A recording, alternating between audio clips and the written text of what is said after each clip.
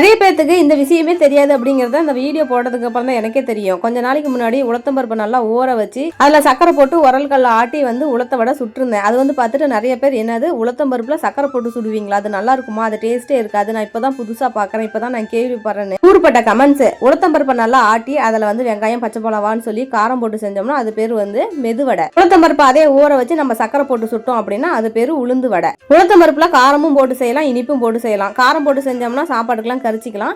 இதே நம்ம இனிப்பா போட்டு செஞ்சோம்னா தனியாவே நம்ம இதை சாப்பிட்டுக்கலாம். கிராமத்துல பாத்தீங்கன்னா பெண் குழந்தைங்க பெரிய பிள்ளைங்களா ஆயிட்டாங்க அப்படின்னா அந்த ஒரு வாரத்துக்கு பாத்தீங்கன்னா இதுதான் அதிகமா சுட்டு தருவாங்க. ஏன்னா இந்த உளுத்தம்பருப்புல இந்த மாதிரி செஞ்சு கொடுக்கும் போது நல்லா சத்தா இருக்குமா. அதுவும் ஒரு சில பேர் பாத்தீங்கன்னா இந்த உளுத்தம்பருப்புல இந்த சக்கரை போட்டு ஆட்டி கொடுக்குறோம்ல அதை மட்டுமே ஒரு கப்ல போட்டு எடுத்து கொடுத்துருவாங்க. டேஸ்ட்டுமே நல்லா தான் இருக்கும். யாராச்சும் வெயிட் கம்மியா இருக்கிறீங்க, வெயிட் அதிகப்படுத்தணும்னு நீங்க நினைச்சீங்கன்னா 2 நாளைக்கு ஒரு டைம் 3 நாளைக்கு ஒரு டைம் இந்த மாதிரி உளுத்தம்பருப்பை நல்லா ஆட்டி அதில் சக்கரை போட்டு கலந்து சாப்பிட்டீங்கன்னா நல்லா வெயிட் ஏறுவீங்க. சரி, இந்த பலகாரம் செஞ்சு ரொம்ப நாள் ஆயிடுச்சு, இன்னைக்கு செஞ்சு சாப்பிடலாம்னு சொல்லிட்டு ஒரு டம்ளர் அளவுக்கு உளுத்தம்பருப்பு ஊற வச்சிருந்தேன். போன டைம் உரல்ல போட்டு ஆட்டி செஞ்சிருந்தேன். இந்த டைம் கொஞ்சம் டைம் இல்லை, அதனால பார்த்தீங்கன்னா மிக்சிலே போட்டுட்டேன். சேஃப் எந்த சேஃப்ல வேணா சுடலாம். ஆனா உளுந்து வடை அப்படின்னா நடுவில் ஒரு ஓட்டை போட்டால் தான் அது கொஞ்சம் பார்க்க உளுந்து வடை மாதிரி தெரியும். கொஞ்சம் இலக்கமாயிடுச்சு அப்படிங்கிறதுனால கொஞ்சம் சேஃப் சரியா வரல. அதனால உருண்டையா போட்டு நான் எண்ணெயில போட்டு பொரிச்சு எடுத்துட்டேன். டேஸ்ட் சூப்பரா இருக்கும். நீங்களும் ஒரு டைம் ட்ரை பண்ணி பாருங்க. உளுத்தம்பருப்புல செய்யற 2 பலகாரமும் எனக்கு ரொம்ப பிடிக்கும். இனிப்பும் பிடிக்கும், காரமும் பிடிக்கும். உங்களுக்கு எது பிடிக்கும்னு சொல்லிட்டு கமெண்ட் பண்ணுங்க.